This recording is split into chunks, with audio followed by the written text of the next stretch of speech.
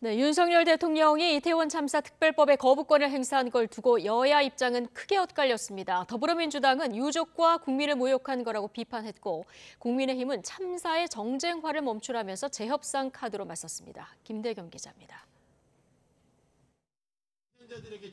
민주당은 윤석열 대통령이 이태원 참사 특별법의 제의를 요구할 거란 소식이 알려지자 곧장 분향소를 찾았습니다. 진상규명과 책임자 처벌을 호소한 유족을 윤 대통령이 끝내 외면했다며 비정하고 한심한 정권이라고 강하게 비난했습니다. 가족분들이 요구하셨던 특검 도입도 또 유가족이 위원을 추천하는 권한도 다 내려놨습니다.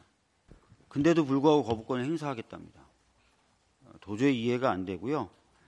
특히 거부권 행사와 함께 정부가 유족 지원 대책을 내놓은 건 돈으로 때우겠다는 천박한 인식이라며 모욕적이라고 규탄했습니다. 유가족과 피해자들이 마치 돈과 배상만을 원하는 사람들처럼 몰아가고 있는 것입니다. 제일 중요한 것은 진상규명과 책임자가 누군지를 알고 싶다는 것입니다. 국민의힘은 애초에 여야 합의 없이 야당이 일방적으로 처리한 법안이었다며 윤 대통령을 엄호했습니다.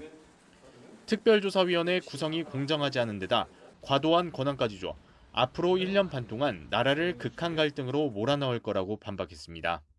이 의장께서 중재했던 어떤 중간적인 내용보다도 훨씬 더 과격한 내용으로 민주당이 통과시켰잖아요. 이 뻔히 예정된 갈등을 보는 것보다는 물론 문제가 있는 부분을 없앤다면 법안 자체를 반대하지 않는다며 재협상을 촉구했습니다. 특조위의 동행명령과 압수수색 의뢰 등을 헌법상 영장주의 원칙을 훼손할 수 있는 독소조항으로 꼽았습니다. 공정성이 담보되고 또 전례 없던 이런 독소조항들이 제거된다면 여야 간에 합의 처리할 수 있다고 생각합니다. 민주당은 그러나 특조위 활동기간 단축 등 이미 정부 여당 의견을 충분히 반영했다는 입장이라 접점을 찾기는 쉽지 않을 전망입니다.